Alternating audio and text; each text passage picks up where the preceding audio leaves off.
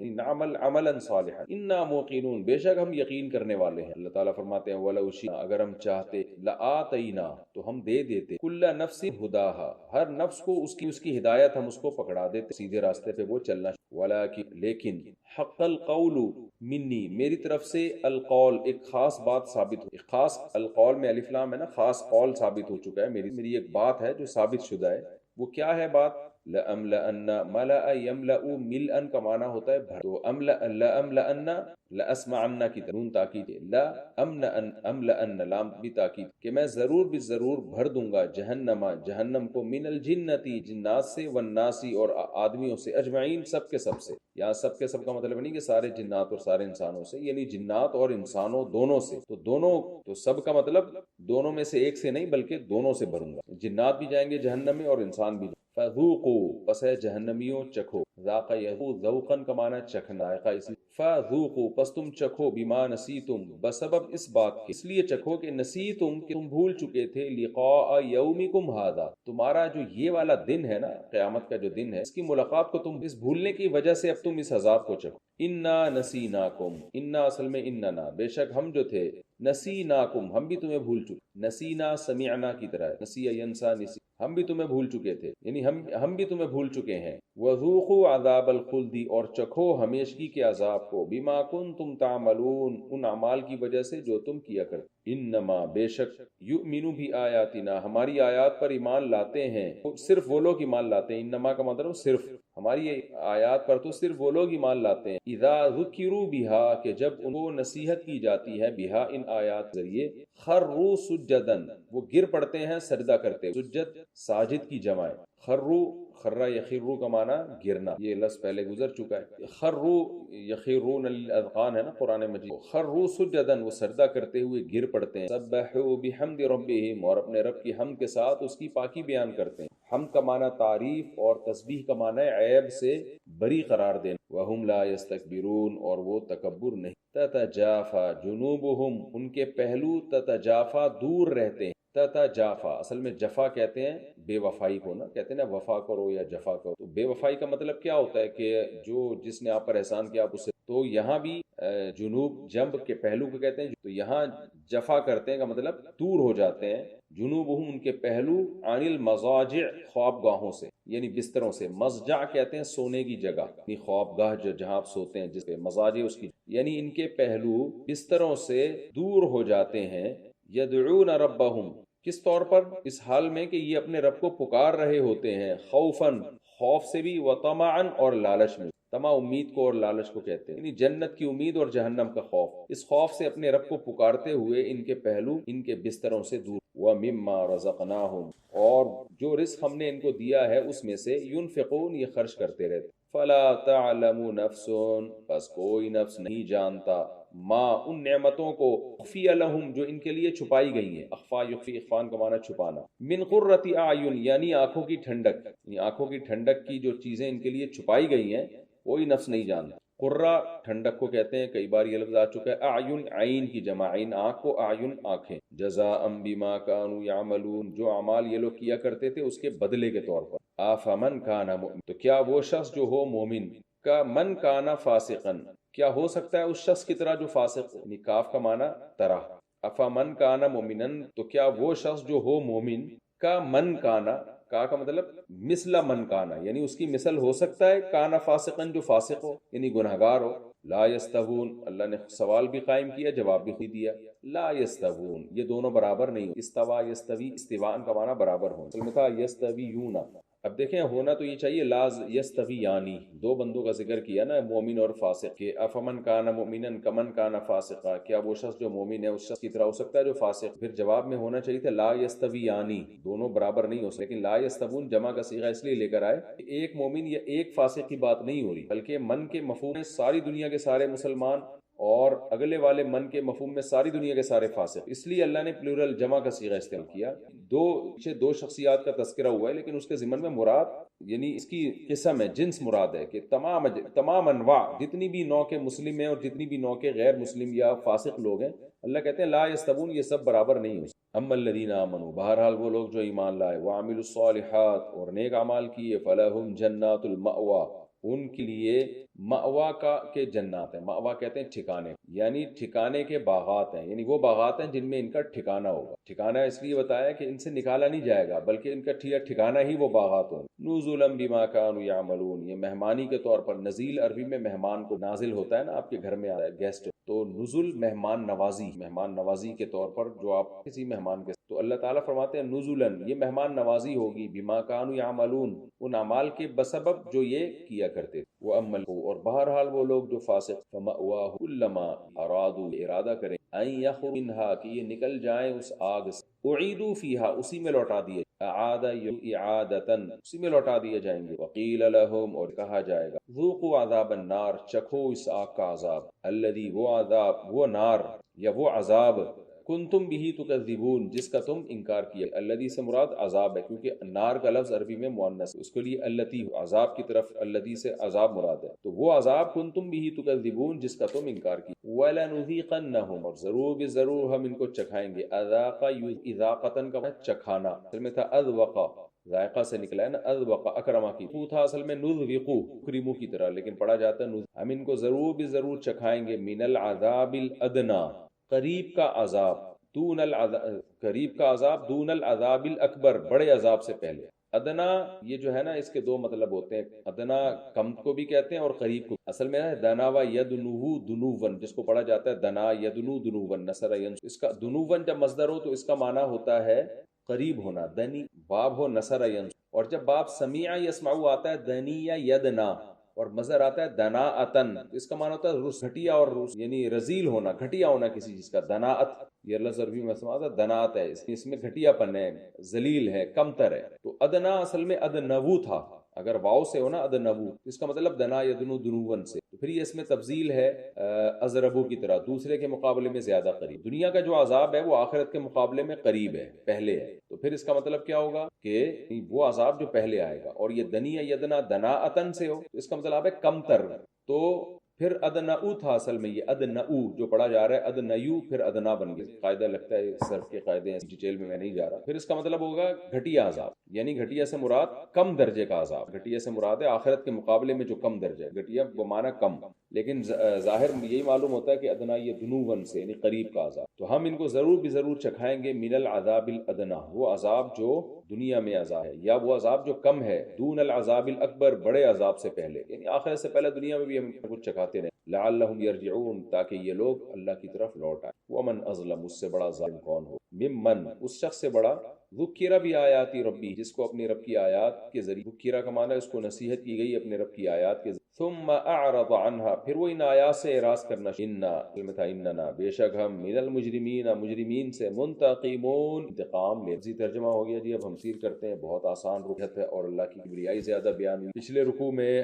اللہ نے بتایا کہ انسان کو اسے پیدا کیا، اور یہ کہتے ہیں ہم جب زمین میں غائب ہو جائیں گے تو کون زندہ کرے گا، تو اللہ نے بتایا بھائی اللہ نے تمہیں کس طرح سے پیدا کی، زندہ کر سکتا، اور اس نے تم پر موت کا ایک فرشتہ رکھا ہوا ہے جو تمہاری روح، تم دوبارہ اللہ کی طرف لوٹائے جاؤ۔ تو آگے اللہ فرماتے ہیں کہ دنیا میں تو یہ ایسی باتیں کرتے ہیں کہ ہم جب مٹی ہو جائیں گے کون زندہ کرے گا، آخرت میں ان کا حال یہ ہوگا کہ وَلَوْ تَرَىٰ إِذِ الْمُجْرِمُونَ، کاش آپ دیکھ لیں، یعنی اگر آپ یہ منظر دیکھ لیتے تو آپ حیران ہوتے کہ وَلَوْ تَرَىٰ، اگر آپ دیکھ لیں، یہ میں نے بتایا نا اللہ تعالیٰ کاش کا لفظ جو استعمال کرتے ہیں تو وہ ہمارے یعنی حساب سے ہم کہہ رہے ہوتے ہیں نا کاش تو اپنی آنکھوں سے یہ دیکھ لو، پھر یہ باتیں نہ کر رہے ہو، تو اللہ نے بھی یوں کہا، ورنہ اللہ کے لیے کاش کا لفظ حقیقی معنی میں وہ اس کا کوئی مطلب بنتا نہیں، کیونکہ اللہ تھوڑی تمنا کر رہا ہے کاش ایسا ہو جائے، تو اللہ تعالیٰ تو ارادے کا نام وجود، فرمایا وَلَوْ تَرَىٰ، اگر آپ دیکھ لیتے وہ منظر، مجرم لوگ ناکسوا رؤوسہم عند ربہم، اپنے رب کے سامنے گردن سر جھکائے ہوئے ہوں گے شرک سے ذلیل ہو کر، اور کیا کہہ رہے ہوں گے، ربنا ابصرنا، ہے ہمارے رب ہم نے اب دیکھ لی اپنی،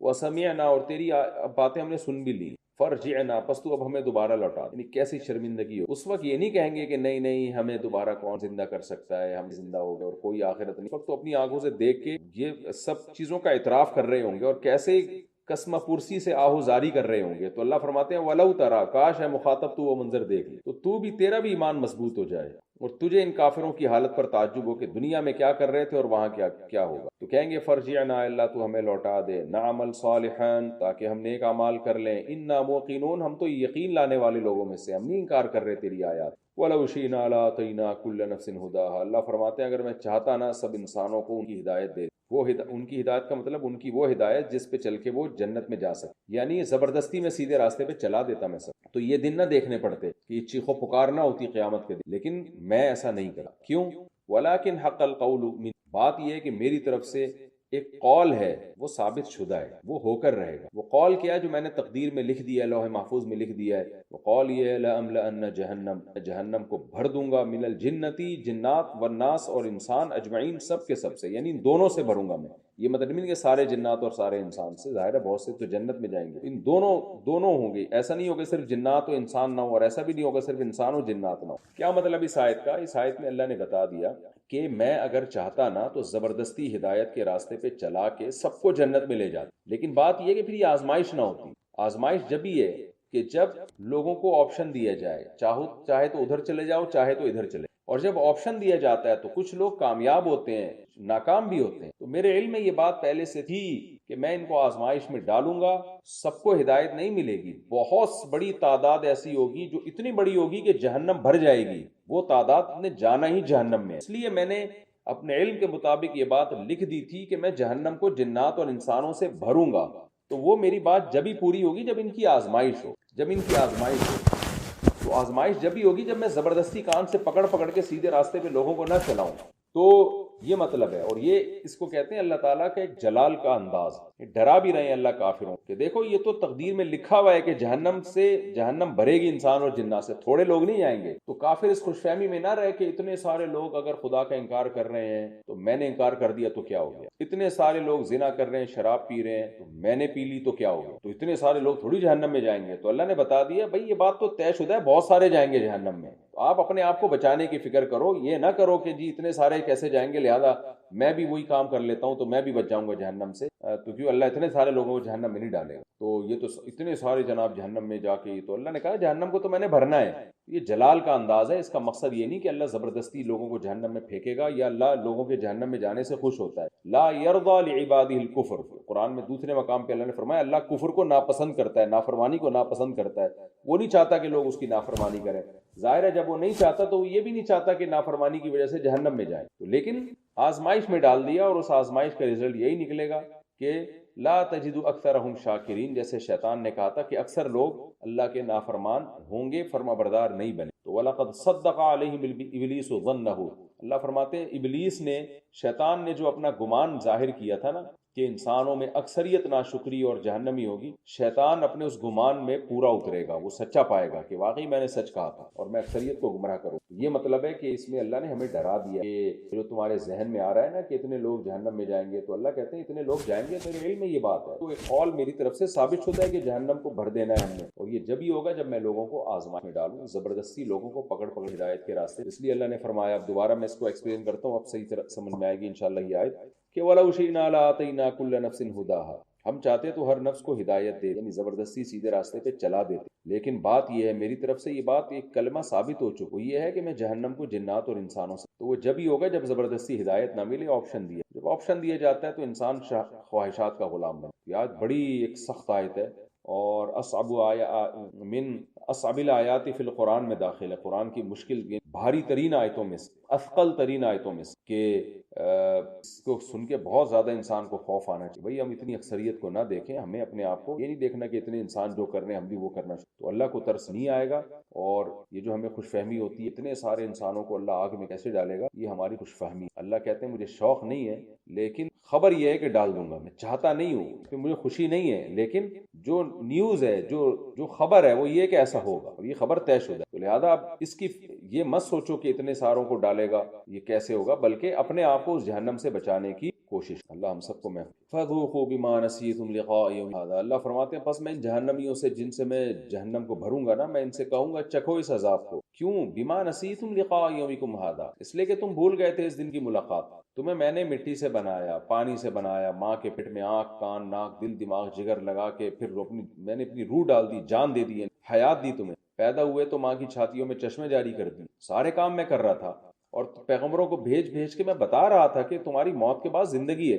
تم بالکل بھی اس پہ سر اٹھانے کو تیار نہیں تھے۔ کسی کو ڈارون نے گمراہ کر دیا، وہ اس چکر میں لگ گیا کہ بندر سے پیدا ہوئے، فضول، نہ کوئی سر نہ پیر، جس بات کا کوئی دلیل نہیں، بس خدا کا انکار کرنا تھا تو نئے نئے فلسفے گھڑ لیے۔ تو کسی نے کیا اعتراض، کسی نے کیا اعتراض، اپنی خواہشات کو خدا بنا لیا، بھول گئے بنانے والے کو، اور اب اسی دنیا میں الجھ کے رہ گئے۔ تو اب چکھو اس عذاب کو، بما نسیتم لقاء یومکم ھذا، چھوٹا جرم نہیں ہے، تم اس دن کی ملاقات کو بھول چکے تھے، اگنور کیا تم نے، انا نسیناکم، لہذا ہم بھی تمہیں بھول گئے۔ اللہ واقعی رحمان ہے، لیکن آپ بھی تو اپنی ذمہ داری پوری کریں نا، کچھ آپ تھوڑا سا اللہ کو یاد رکھیں گے، اللہ زیادہ اللہ کو آپ کو یاد رکھے، اس معنی میں رحمان ہے۔ لیکن آپ اس خوش فہمی میں کہ آپ اللہ کو بالکل بھول جاؤ اور وہ آپ کو یاد رکھے، ایسا نہیں ہو۔ تو اس لیے اللہ فرماتے ہیں انا نسیناکم، ہم بھی تمہیں بھول گئے تھے، وذوقوا عذاب، بھول گئے تھے کا مطلب اب بھول گئے ہیں، یعنی جہنم میں جانے کے بعد اللہ یہ کہیں گے نا کہ میدان حشر میں ہم تمہیں بھول گئے، اور جہنم میں جب تمہیں ڈالا ہم نے تو ہم تمہیں بھول گئے، اس لحاظ سے یہ ماضی کا صیغہ۔ تو جیسے تم بھول گئے تھے تو ہم بھی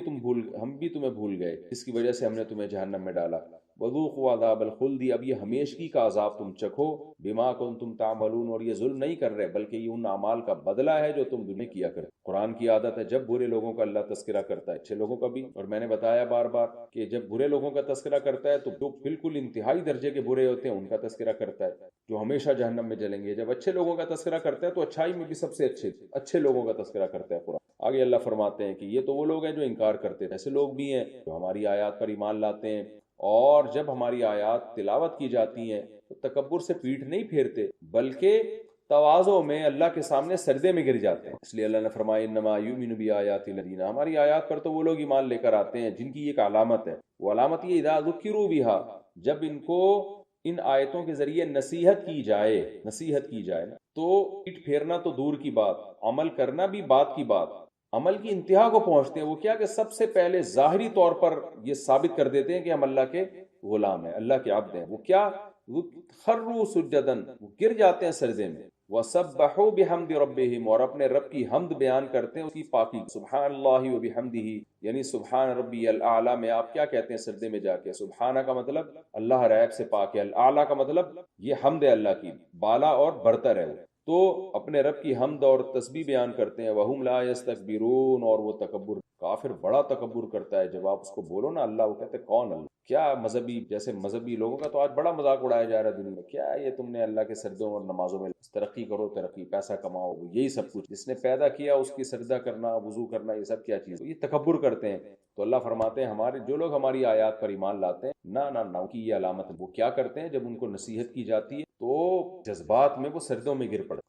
اور اللہ کی حمد و ثنا کرتے ہیں اور تکبر نہیں کرتے، دل و جان سے اللہ کے حکام کو۔ اس آیت پر سجدہ واجب ہے، میں بھی کر لوں گا، آپ لوگ بھی کریے گا۔ آگے اللہ فرماتے ہیں تتجافى جنوبهم عن المضاجع، اور صرف اتنا ہی نہیں ہے بلکہ رات کو ان کے پہلو بستروں سے جدا ہو جاتے ہیں۔ رات کا ذکر اس لیے کہ ظاہر سوتا ہے انسان رات کو ہی ہے، تو تہجد مراد ہے اس سے، بستروں سے ان کے پہلو جدا ہو جاتے ہیں۔ کیوں؟ یدعون ربهم، اپنے رب کو پکارتے ہیں، خوفا، جہنم کے خوف سے، وطمعا، اور جنت کی لالچ۔ یعنی ایک تو وہ طبقہ تھا جسے جب بتایا جاتا کہ جنت جہنم برحق ہے تو وہ کیا کہتا تھا؟ اذا ضللنا فی الارض، پچھلے رکوع میں ہے نا، ابے بھائی ہم جب زمین میں گم ہو جائیں گے کون زندہ کرے گا ہم کو؟ وہ فرعون تھا۔ اور ایک طرف یہ طبقہ ہے کہ اللہ کی آیتیں سن کے سجدہ کرتا ہے، اور صرف اتنا نہیں بلکہ فرض نماز سے بڑھ کر تہجد میں بھی رات کو اللہ کے سامنے اٹھ کے، کیوں کہ اللہ کو پکارتا ہے وہ کہ اللہ اس جہنم کی آگ سے مجھے بچا لے، جیسے سورہ فرقان میں فرمایا نا ربنا اصرف عنا عذاب جہنم، اللہ جہنم کی آگ کو ہم سے دور کر دے۔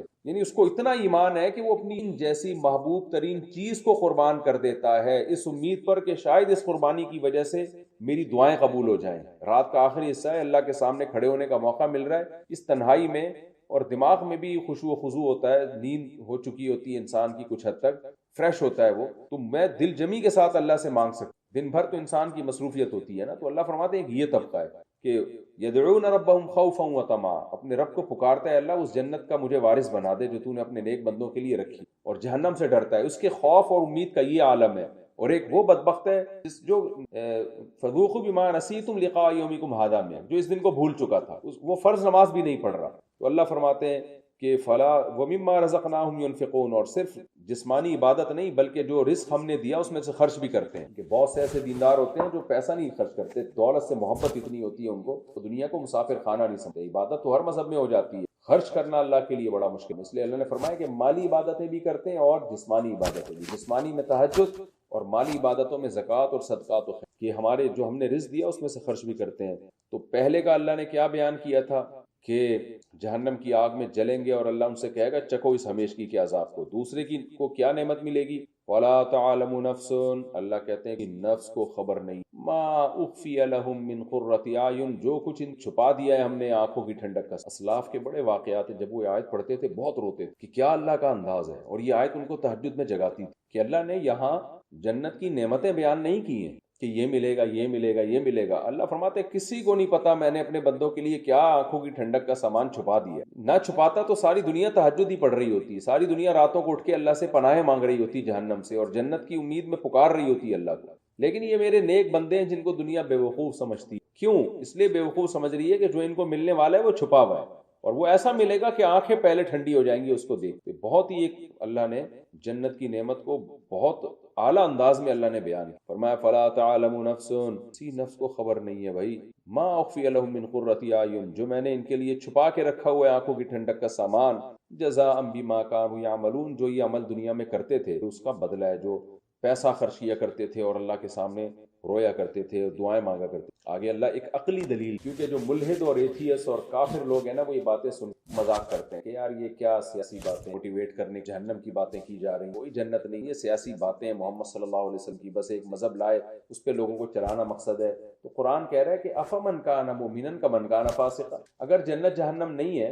اور مر کے مٹی ہو کے ختم ہونا ہے، اس کا مطلب مومن جو اللہ پہ ایمان لا رہا ہے اور نیک عمل کر رہا ہے، اور ایک فاسق جو برا آدمی ہے، دونوں کا انجام سیم ہو جائے گا. پھر دنیا کی کوئی حکومت ایسا نہیں کرتی کہ جو حکومت کے قوانین کی پابندی کرے اور جو نافرمانی کرے دونوں کے ساتھ سیم سلوک ہو. دنیا میں ایسا نہیں کیا جاتا، تو اللہ ایسا کیوں کرے گا؟ دنیا میں تو پوری سزا بھی نہیں ملتی، پوری جزا بھی نہیں ملتی. بعض دفعہ جو مجرم ہوتا ہے وہ بچ جاتا ہے، جو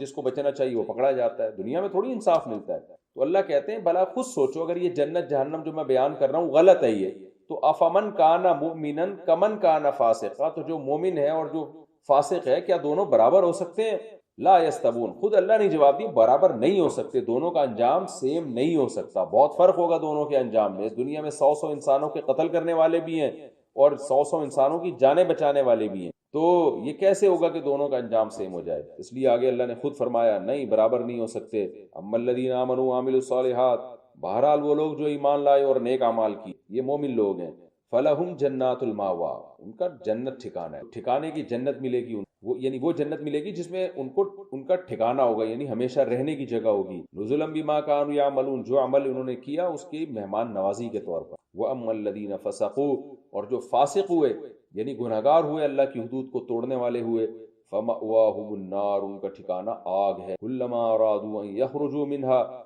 جب بھی وہ ارادہ کریں گے اس آگ سے نکلیں، اعیدوا فیہا، اسی میں لوٹا دیے جائیں. یعنی لوٹا دیے جائیں گے کا مطلب یہ نہیں کہ آگ سے نکل جائیں گے پھر لوٹا دیا جائے گا، یعنی نکلنے کا جب ارادہ کریں گے تو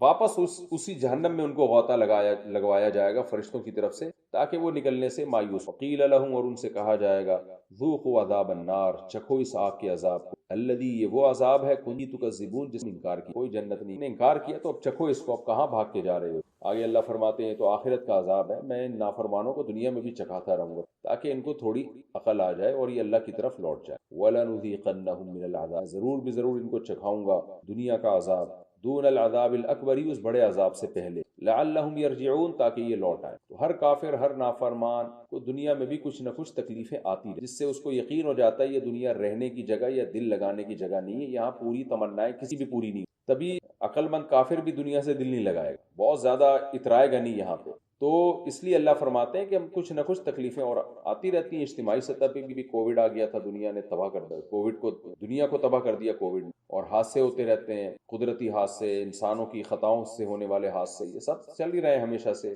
چلتے رہیں گے. فرمایا وَمَنْ أَظْلَمُ مِمَّنْ ذُكِّرَ بِآيَاتِ رَبِّهِ. اب ایک اشکال ہوتا ہے کہ اللہ کیوں بندوں کو عذاب در عذاب دے رہا ہے آخرت میں، دنیا میں، اور آخرت کا تو اتنا سخت عذاب رکھا. اللہ کہتے ہیں دیکھو ظالم عذاب دیا جاتا ہے اور بڑے ظالم کو بڑا عذاب دیا، تو یہ سب سے بڑے ظالم ہیں، اس لیے سب سے بڑا عذاب جو آگ کا ہے وہ ان کو دوں گا. کیسے سب سے بڑے ظالم ہیں؟ اللہ کہتے ہیں بتاؤ خود. ومن اظلم، اس سے بڑا ظالم کون ہوگا جس کو بھی آیات ذکر بھی آیات ربی، اپنے رب کی آیات کے ذریعے نصیحت کی جائے. یعنی نصیحت مختلف درجات ہوتے ہیں. ایک نصیحت یہ کہ آپ کا بھائی آپ کو نصیحت کر رہا ہے یا دوست نصیحت کر رہا ہے، آپ اگنور کر دیتے ہیں. باپ جب نصیحت کر رہا ہو آپ اگنور کریں، باپ کو زیادہ غصہ آتا ہے، حالانکہ نصیحت سیم ہے لیکن نصیحت کرنے والے کا مقام بڑا ہے. آپ کا باس نصیحت کر رہا ہے، آپ اس کو بھی سیریس لیتے. تو نصیحت کرنے والے کا مقام کیا ہے اور اس کا آرڈر یہ ہے کس کا؟ تو آرڈر دینے والے کے مقام سے اس آرڈر کی ویلیو بڑھتی ہے۔ تو اللہ فرماتے ہیں اس سے بڑا ظالم کون ہو جو رب کی آیات اس کو سنائی جا رہی ہوں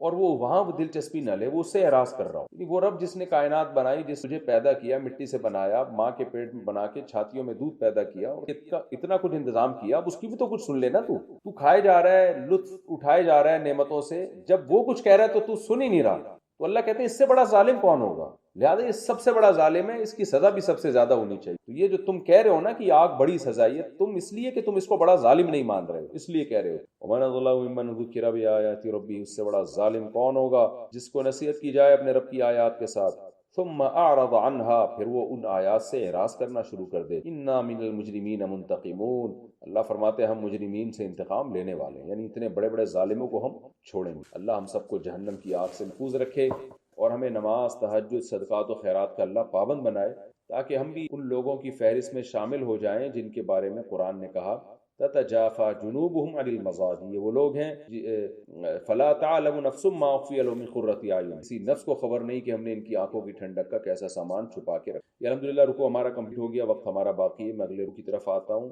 اور سورہ سجدہ کا آخری اور 21ویں پارے کا رکوع نمبر 16، اس کا میں مختصر لفظی ترجمہ کر دیتا ہوں، وقت بچا تو وَلَقَدْ آتَيْنَا، البتہ تحقیق ہم نے موسیٰ کو کتاب دی، فَلَا تَكُنْ فِي مِرْيَةٍ، پس آپ شک میں نہ ہوں، مِن لِقَائِهِ، اس کتاب کی ملاقات سے، ہی سے مراد ہے یہ کتاب اور لقاء ملاقات، یعنی آپ شک میں نہ پڑیں اس کتاب کی ملاقات سے۔ آپ کو یہ شک نہیں ہونا چاہیے کہ آپ کو یہ کتاب، ملاقات سے مراد ملنا، ملتے ہیں تو ملاقات ہوتی ہے، تو آپ کو یہ شک نہیں ہونا چاہیے کہ یہ اللہ کی طرف سے آپ کو ملی ہے یا نہیں ملی، یقیناً اللہ کی طرف سے آپ کو ملی ہے، جیسے کہ موسیٰ کو کتاب ملی۔ وَجَعَلْنَاهُ، اور ہم نے بنایا تھا اس کتاب کو، موسیٰ کو جو ہم نے کتاب دی اس کو ہم نے بنایا تھا ہدن، ہدایت بنایا تھا، لبنی اسرائیل، بنی اسرائیل، وَجَعَلْنَا مِنْهُمْ، اور بنائے تھے ہم نے بنی اسرائیل میں سے أَئِمَّةً، امام، امام کی جمع یعنی مقتدی اور رہبر بنائے تھے، يَهْدُونَ بِأَمْرِنَا، جو ہمارے حکم سے لوگوں کو سیدھا راستہ دکھایا کرتے، لما صبروا، جبکہ انہوں نے صبر بھی کیا ہوا، جو بھی مقتدی اور رہبر انہوں نے صبر کیا ہوا تھا اور ہمارے حکم سے لوگوں کو سیدھا راستہ دیا، وَكَانُوا بِآيَاتِنَا يُؤْمِنُونَ، اور ہماری آیات پر یقین رکھا کرتے۔ ان ربک، اے نبی، بے شک تیرا رب، هو یفصل بینہم، وہ فیصلہ کرے گا ان لوگوں کے درمیان، یوم القیامہ، قیامت کے دن، ما، ان اعمال میں، کانوا فیہ یختلفون، ان باتوں میں، کانوا فیہ یختلفون، جن باتوں میں اختلاف کر، اولم، اوا کا مطلب، آ کا مطلب کیا، واو کا مطلب اور، لم یہدی، ہدایت نہیں ان کو، لہم، ان کے لیے، یعنی ہدایت کا سبب نہیں بنی ان کے لیے یہ چیز، کیا چیز، کم اہلکنا، کتنی ہی ہلاک کر دی ہم نے، من قبلہم، ان سے پہلے، من القرون، بہت سی بستیاں، یعنی یہدی کا فائل ہے کم اہلکنا، یہ پورا جو جملہ ہے نا اس سے جو مفہوم ہو رہا ہے، پچھلی امتوں میں بہت سی بستیوں کی ہلاکت نے کیا ان کو، ان کے لیے ہدایت نہیں دی، ان کے لیے ہدایت کا ذریعہ نہیں بنی ہے یہ چیز، یہ مطلب ایسا، اولم یہدی لہم، کیا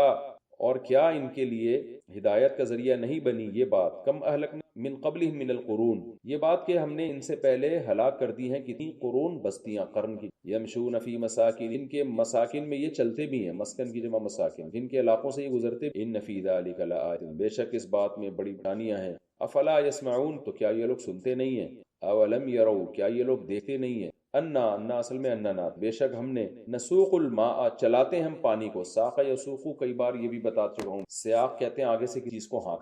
پیچھے سے کسی چیز کو چلانا، جیسے ریوڑ بکریوں کو چلایا جاتا ہے تو اس کو سائق کہا جاتا ہے، اور قائد کہتے ہیں آگے سے چلانا، تو نسوق الماء، ہم پانی کو چلاتے ہیں، یعنی گویا دھکا دیتے ہیں ہواؤں کے ذریعے، سوق الماء، پانی کو ہم چلاتے ہیں، الارض الجرز، بنجر زمین میں، جرز کٹی ہوئی کھیتی کو جرز کہتے ہیں، کٹی ہوئی، تو یہاں مراد کٹی ہوئی کھیتی سے مراد ہے وہ زمین جو میں کھیتی نہ ہو، یہ مطلب نہیں کہ وہ کھیتی ہو لیکن کٹ چکی، تو تعبیر اس طرح سے کیا گیا ہے، مراد یہ ہے کہ وہ زمین میں کھیتی نہ ہو، اس زمین کی طرف ہم پانی کو چلاتے ہیں، فَنُخْرِجُ بِهِ زَرْعًا، پھر اس پانی کے ذریعے کھیتی نکالتے ہیں، الارض الجرز، بنجر زمین،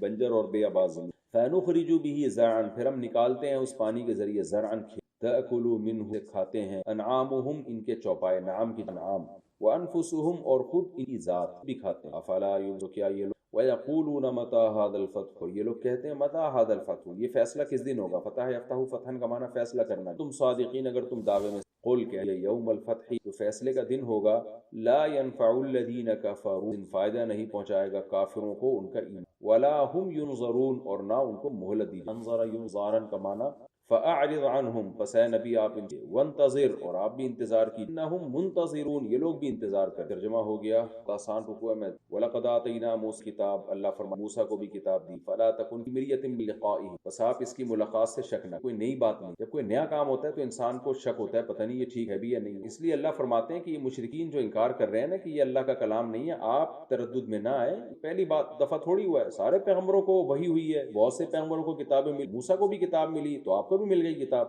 اس میں اچنبے کی کیا بات ہے؟ نبی کو شک نہیں تھا، ہمیں بتانے کے لیے بتایا جا رہا ہے کہ پیغمبر اس میں شک نہیں کریں گے کیونکہ یہ نیا سلسلہ نہیں ہے، ہمیشہ سے چلا ہے۔ وَجَعَلْنَاهُ هُدًى لِبَنِي إِسْرَائِيلَ، اور ہم نے اس کتاب کو بنی اسرائیل کے لیے ہدایت بنا، قرآن کو بھی انسانیت کی ہدایت کا وَجَعَلْنَا مِنْهُ نَبِيًّا أَمِينًا، اور ہم نے بنی اسرائیل میں ایسے امام بنائے جو ہمارے حکم پہ لوگوں کو ہدایت دیا تھے، یعنی ان کے علماء، یعنی موسیٰ علیہ السلام کے دنیا سے جانے کے بعد تورات پر بہت سارے لوگوں نے عمل کیا، اور بنی اسرائیل میں بہت سے امام اور مقتدا اور رہبر گزرے جو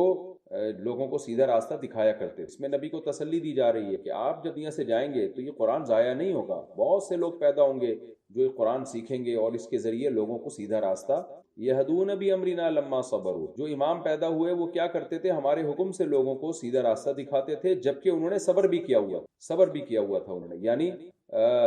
لوگ جب ظاہر ہے جب آپ نہی عن المنکر کرتے ہیں، سیدھا راستہ دکھاتے ہیں، بہت سے لوگوں کی عزت پڑتی، اس سے وہ لوگ متاثر نہیں ہوتے تھے بلکہ سیدھے راستے پہ ڈٹے رہے۔ تو آپ کی امت میں بھی ایسے لوگ پیدا ہوں گے کہ جو قرآن پر عمل کریں گے اور لوگوں کی مخالفت کی پرواہ کیے بغیر لوگوں کو سیدھا راستہ، وَكَانُوا بِآيَاتِنَا يُوقِنُونَ، اور وہ ہماری آیات پر یقین رکھا کرتے۔ إِنَّ رَبَّكَ هُوَ يَفْصِلُ بَيْنَهُمْ، کیونکہ نبی کی تسلی کا باب چل رہا ہے، اس لیے اللہ نے فرمایا کہ باقی پھر بھی یہ مخالفت کرتے ہیں جو مشرک، آخرت میں اللہ عملی فیصلہ بھی کر، دنیا میں بھی اللہ نے فیصلہ کر دیا ہے کہ حق کیا ہے باطل، لیکن پریکٹیکلی فیصلہ جزا اور سزا کی صورت میں وہ آخرت میں اللہ کر دے گا۔ ان ربک یفصلهم یوم القیامہ فیما کانوا فیہ، اللہ فیصلہ کر دے گا ان باتوں میں اختلاف کر۔ اولم یہدی لہم کم اہلکنا من قبلہم من القرون، چونکہ پیچھے عقل کے دلائل اللہ نے زیادہ دیے تو اللہ فرماتے ہیں کیا ان کو اس بات سے ہدایت نہیں ملتی؟ اتنی بستیوں کو ہم ہلاک کر چکے ہیں جن کے جگہوں سے یہ لوگ گزرتے ہیں، کرتے ہوئے عرب جایا کرتے تھے، وہ قومیات قوم سنڈرات ملتے تھے۔ ان فی ذلک لآیات افلا یسمعون، کیا یہ لوگ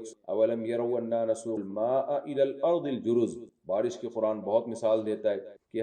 تم دیکھتے نہیں کہ ہم کیسے بے آباد زمین کی طرف بادلوں کو لے جاتے ہیں، پانی کو لے جاتے ہیں، اس پانی سے نکال دیتے، تھوڑے ہی دنوں میں جانور بھی پتے ہیں، اور اتنی بڑی قدرت ہے اللہ تعالیٰ کی۔ افلا یبصرون، کیا یہ لوگ دیکھتے نہیں ہیں؟ اور ایک ہی ہر دھرمی کی بات دہراتے رہتے ہیں۔ وَيَقُولُونَ مَتَىٰ هَٰذَا الْوَعْدُ، بھائی ٹائم بتاؤ یہ جو فیصلے کا دن ہے کب آئے؟ اگر تم دعوے میں سچے ہو، تمہارا دعوے کہ قیامت قائم ہوگی تو بتا دو کب آئے گا۔ بس یہی جیسے ہو نا ضدی اور دھرم آدمی کیا کرتا ہے، جاہلوں کی طرح ایک ہی سوال کو ریپیٹ کرتا رہتا ہے، ان دلائل کو نہیں دیکھ رہا، بس وہی ریپیٹ کرتے رہتے ہیں، بتاؤ کب آئے گی؟ تو اے نبی ان کو بتا دیجیے، قُلْ يَوْمَ الْفَتْحِ لَا يَنْفَعُ الَّذِينَ، جب فیصلے کا دن آئے گا نا تو پھر تمہارا ایمان لانا تمہیں فائدہ نہیں، یعنی اللہ نے بتا دیا میں ٹائم تو تمہیں نہیں بتاؤں گا کہ کب قیامت آئے گی، یہ ضرور بتاؤں گا جب آئے گی، اور تم پھر یقیناً ایمان بھی لے کر آؤ گے، اس وقت ایمان لانا تمہیں فائدہ نہیں پہنچائے گا۔ وَلَا هُمْ يُنظَرُونَ، اور نہ تمہیں مہلت دی جائے گی دوبارہ عمل۔ فَأَعْرِضْ عَنْهُمْ، پس اے نبی آپ ان پہ سوچیں گے، پرسوں سوچیں گے اور بغیر سوچے دنیا سے چلے گئے، نا نا نا نا نا نا، اللہ فرماتے ہیں تمہیں اس پہ غور کر کے ایمان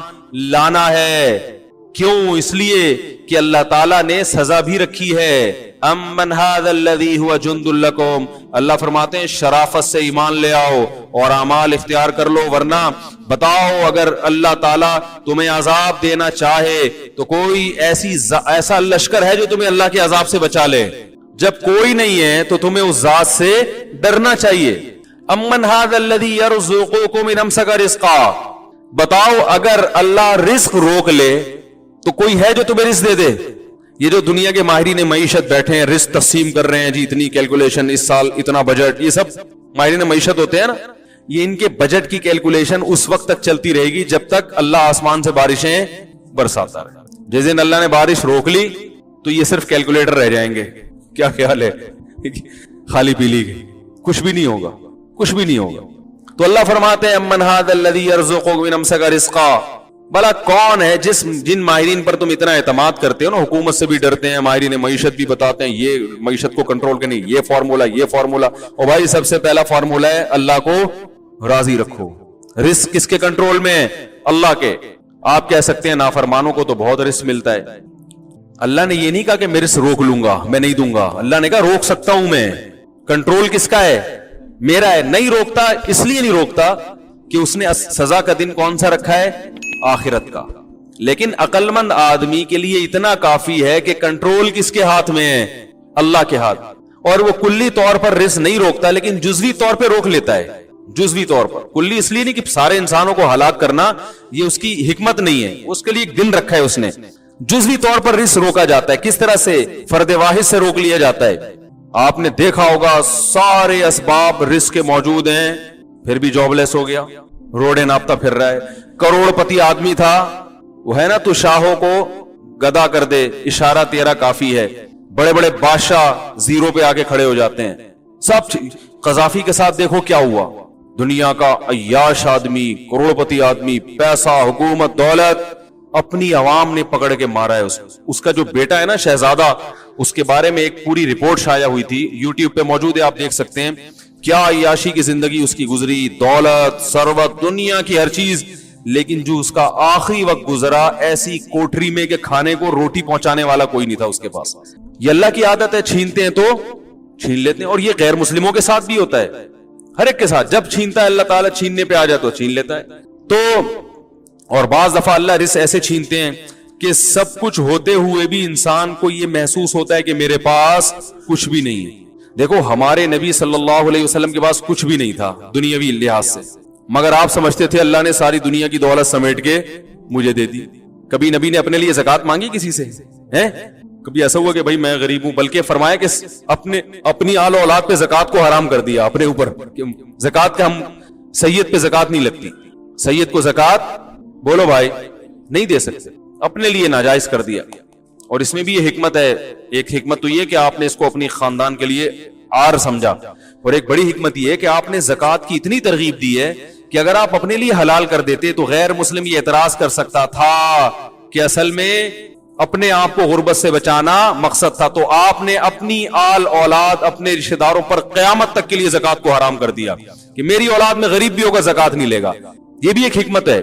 کہ تاکہ غیر مسلم یہ نہ کہے کہ یہ اپنے لیے ہے. بھائی یہ کوئی امام صاحب چندہ مانگ رہے ہو, ہاں بھائی دیکھو غریبوں کے فضائل بیان کر رہے ہوں, خود بھی غریب ہوں, بھائی غریبوں کا خیال کیا کرو, خاص طور پہ وہ دیندار ہو تو, خاص طور پہ داڑھی پکڑی ہو تو بہت خیال کیا کرو. تو اب اس کی نیت اپنے لیے نہیں بھی ہوگی تو وہم تو آئے گا نا, یار لگتا ہے کہ آج کل ان کے حالات صحیح نہیں چل رہے. تو اصل میں تو یہ چاہ رہے ہیں کہ خود دے دو, لیکن اب بولتے ہوئے شرم آ رہی ہے تو غریبوں کو آگے کر کے چندہ گیری ہو رہی ہے. میں یس کر رہا تھا, دیکھو بعض ہمارے نبی صلی اللہ علیہ وسلم کے گھر میں 40 دن چولہا نہیں جلتا تھا, 40 دن, مگر اس کے باوجود طبیعت میں کیا ہے؟ غنا. کبھی اپنی امت پر زکات کو کیا, اپنی اولاد پہ زکات کو کیا کر دیا؟ حرام. خود بھی زکات نہیں لی. کبھی گھر میں آتے امی عائشہ سے پوچھتے کچھ کھانے کو ہے. ہم جب گھر میں آتے ہیں تو یہ نہیں پوچھتے کچھ کھانے کو, ہم کہتے ہیں کیا کھانے کو ہے. ہمیں پتا ہوتا ہے کھانے کو تو ہوگا, ہماری مرضی کا بھی ہے یا نہیں ہے. جبکہ نبی آ کے کیا پوچھتے تھے؟ کچھ ہے بھی یا نہیں, اگر ہے تو ٹھیک ہے, نہیں ہے تو کوئی بات نہیں. بسا اوقات آپ روزے کی نیت کر لیتے تھے کہ بھائی شام تک ویسے ہی کچھ نہیں کھانا تو ثواب کیوں ضائع کرو, بھائی روزے کی نیت کر لو, آج روزہ ہے. لیکن آپ کی طبیعت میں غنا کتنا, سوچ کتنی بلند, پوری دنیا پہ اللہ کے دین کو غالب کرنا ہے. صحابہ کا بھی یہی حال تھا, بڑے بڑے بزرگان دین. ہم لوگ کے یہاں بزرگ ہوتے ہیں اس لیے میں بزرگوں کی بار بار باتیں بتاتا ہوں, بعض لوگ یہاں بزرگ ہیں ہی نہیں, بزرگ لیس ہیں وہ. تو آپ صلی اللہ علیہ وسلم نے کتنی غربت میں وقت گزارا, مگر اپنے آپ کو کیا سمجھا؟ غنی. تو بعض دفعہ اللہ رزق ایسے دیتے ہیں جیب میں دھیلا نہیں ہے, لیکن انسان اپنے آپ کو سمجھتا ہے کہ پوری دنیا میں سب سے زیادہ دولت مند میں ہوں. دل خوش ایسے ہو جاتا ہے جیسے سب کچھ ہے میرے پاس. یہ بڑی اللہ کی نعمت ہے. تو اللہ تعالیٰ فرماتے ہیں من ھذا الذی یرزقکم من امسک رزقا, بھلا کون ہے جو تم سے رزق جو تمہیں رزق دے اگر اللہ اپنے رزق کو روک لے. ان الکافرون الا فی غرور, فرمائیے نیرے دھوکے میں پڑے ہوئے ہیں. اور آگے اللہ نے فرمایا امن ھذا الذی, وہ کیا ہے بھائی آیت, افمن یمشی مکبا علی وجہہ اہدی ام من یمشی سویا علی صراط مستقیم. قرآن جب دلائل کے انبار لگاتا ہے نا, قرآن نے اس سورہ ملک میں کیا کہا؟ زمین کو بچھونا بنا دیا اس نے تمہارے لیے. کیسے بچھونے کا مطلب کیا ہے؟ انسان کے لیے اس سے زیادہ سوٹیبل جگہ